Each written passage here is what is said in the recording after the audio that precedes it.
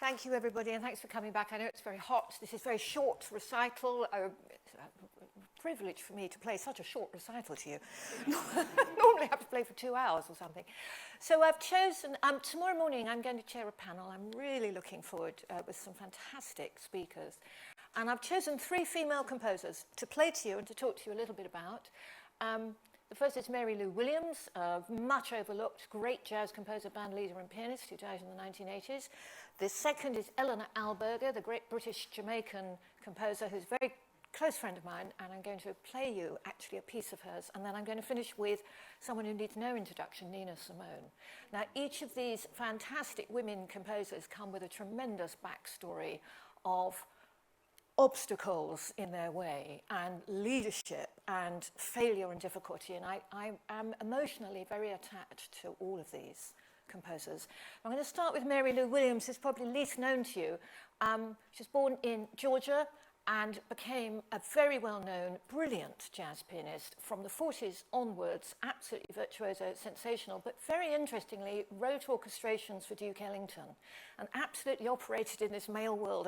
My favourite photos of her are of her surrounded by manuscript paper with a lot of men hanging on what she's going to do for them, what she might produce, and pictures of her all alone, the only female in this incredible lineup, obviously, of Ellington's band. She had a very interesting, rather difficult life, lived to a good age of 79, so she'd seen off all her students, who included Miles Davis, Thelonious Monk, Charlie Parker. Question, why do brilliant women spend all their time nurturing men who have then become more famous? Because she is a marvellous woman. She left a catalogue of hundreds of works, and most of them you can't find. So I spent the second lockdown transcribing some of her music, because I like transcribing and I want to get very close to people. So in the 60s, she wrote the first ever jazz mass. Don't let anybody tell you Duke Ellington wrote it first. No. She wrote Black Christ of the Andes. It was performed in St. Patrick's Cathedral in New York. And she writes very cool, mesmeric music.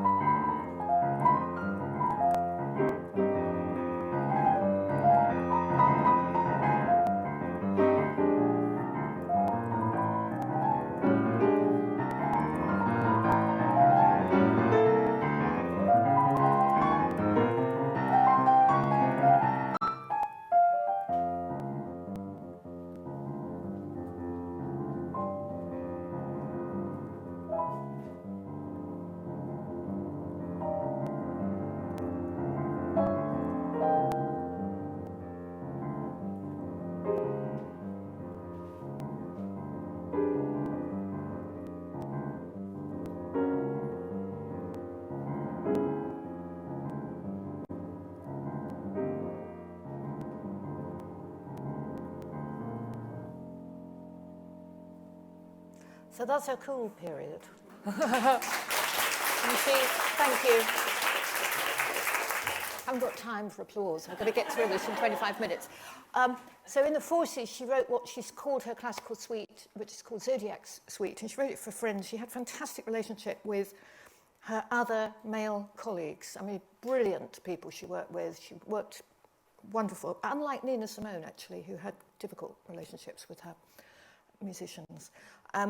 And she, in the 40s, wrote a whole series of stuff that was based on Friends, a bit like Elgar's Enigma. And again, I've just transcribed this. These are all jazz trio numbers, so...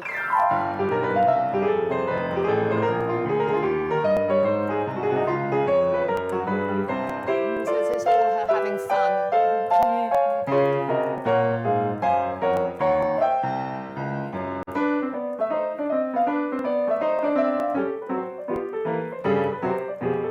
So you hear what a lot of fun she's having. But she actually really, what made her very special was her fantastically deep harmony that she was...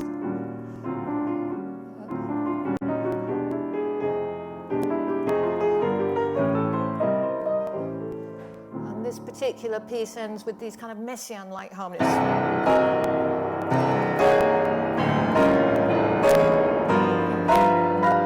It's kind of... really quite dissonant, you know. She wasn't frightened of this kind of thing that Thelonious Monk was going to do. She lived a long life, and Duke University picked her up right at the end of her life because, like, we had a great question about freelance artists, and, you know, basically it's it's feast or famine if you're a freelance artist, and it's mostly famine. And then when it's a feast, you owe the tax man anyway. So, I mean... So she luckily, right in the last couple of years of her life, had a position teaching jazz at Duke University. And she said with some ruefulness that no black students wanted to come and study with her. They were all white students. They just, you know, they weren't interested in the history that she had to offer, which is really interesting. But she was a great teacher, a great mentor. And right at the end of her life, she hired a room to just record herself solo. And she wrote much more atonal stuff. This is a song that she co-wrote in the 30s, but she does this in the 70s.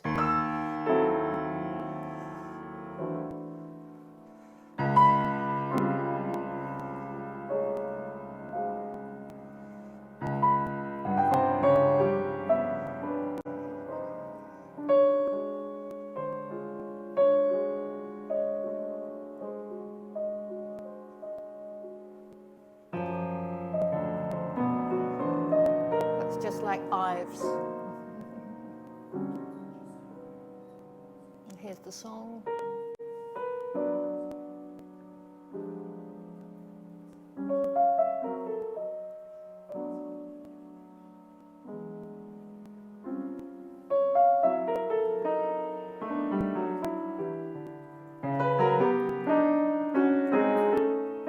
So it kind of really encapsulates a kind of terrible sense of loneliness and solitariness, and it's just magnificent. It's a very long transcription, and you're always faced with the perils of trying to be completely faithful to the way they're playing, but you sort of have to interpret it notationally, you know, this kind of thing.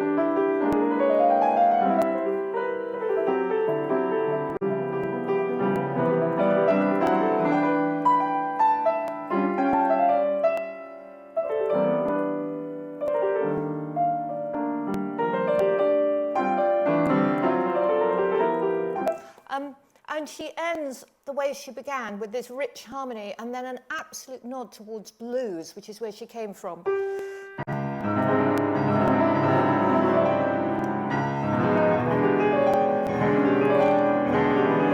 There's the blues.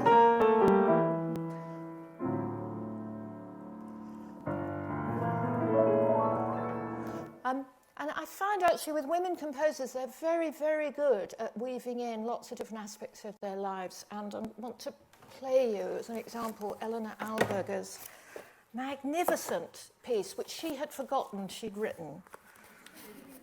And I came across a manuscript, and this is a very interesting story. It's a piece called It's Time, and it's based on the Pushkin poem, It's Time, My Friend, It's Time, which talks about passing through a portal, and that portal might be death or it might be change. And it's a very gentle poem saying it's time to let go, you must keep moving, it's time to let go. And she wrote what is, I think, a really interesting philosophical piece that weaves in sort of musical puns. You'll hear Big Ben chimes, you'll hear a rhythm, it's time, all the way through and on different notes. And then the piece becomes more and more African to reflect her interest in African music and her Jamaican heritage. So I'm going to play you all of this piece. I mentioned to you that she'd composed it. There was only one performance before I performed it for the first time a few years ago, and that was by her. And which is often the fate of all new music. It gets played once and then never again. But I think to not even remember that you've done it is maybe a female problem, because I think this is a fantastic piece, and I've been getting quite a lot of younger pianists to play this. And just today, actually, somebody's going to play it in a recital. So this piece lasts, just so that you know, about 8 minutes. And it's... starts with a sort of almost a marvellous invocation, and then it goes into a couple of much faster, more urgent passages, and you'll keep on hearing this, it's time, it's time. And the African element of the piece becomes more and more apparent until the end of it is like a paradise. It's fantastically beautiful, sort of Malian rhythm.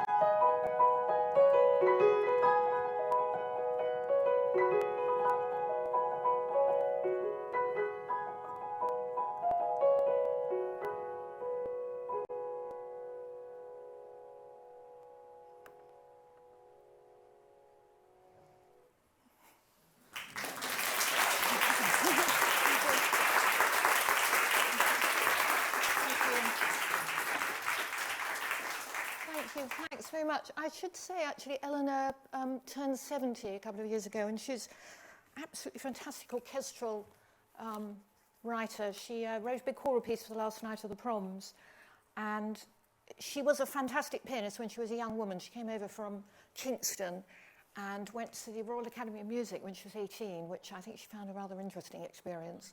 And while she was there, realised she wanted to become a composer. So she did one of those career shifts that we were listening about in the keynote address, this idea that women are very good at moving sideways or moving out or going through new doors and everything. And she writes the most tremendous chamber music as well as orchestral music. And although she's a fantastic pianist, she doesn't write that much for solo piano. So I'm going to finish now with Nina Simone, and this is one piece of hers that I made an arrangement of. I went to see Nina Simone. I was taken to see her when I was 18, and I sat in the front row at Ronnie Scott's. She was sort of there, and she was absolutely petrifying. It was just so frightening. She was so fantastic, and was clearly angry with her musicians, who, however they played, she wasn't satisfied, really. I thought they were great. And I remember there was a French drummer who was extraordinary, but she was just magnificent, and I can't remember what she played. I just thought it was extraordinary. And many years later, I started making transcriptions of her work because, as you know, she was born in North Carolina into a family of 8, and somehow somebody discovered what a great pianist she was, and somebody paid for her to have lessons, weekly lessons, and she reached a fantastic level as a concert pianist, and then went into Juilliard Junior Academy when she was 15, and at 17 applied to go to Curtis and was turned down, and she never recovered from this. She was so crushed and upset, and spoke about this particularly at the end of her life. And it's something I've reflected on a great deal, you know, this terrible knockback she had, and how one can possibly recover, and also how you do recover from the most dreadful disappointments and injustices. And she became a jazz pianist and singer and everything we know her to be, with great reluctance, actually. She wanted to be a concert pianist. And I love this piece, Good Bait. It comes from her first album that she made in 1959. And she throws into this, it's an instrumental, it's Tad Dameron originally wrote Good Bait, which is quite a cheery number. She makes it extraordinary. It starts like Bach, and it does have a jazz section in the middle, but it's based on a chaconne, kind of thing you'd play if you're playing Purcell or Bach. And then it comes back and it goes into a great Liszt territory. It's written in the key of E-flat minor, which is the great key of Rachmaninoff. And so she tells you everything about herself in this. So I'm going to play you Good Bait, lasts about 4 minutes, and then that's it. Then we can go and have a drink.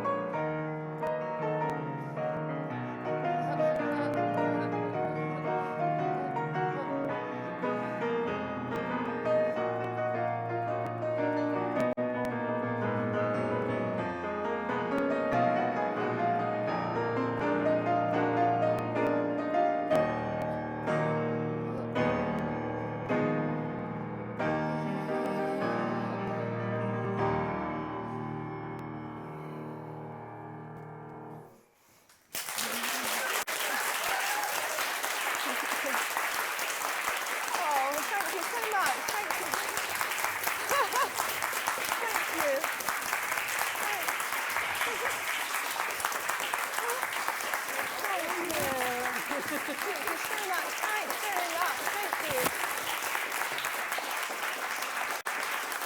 Thank you.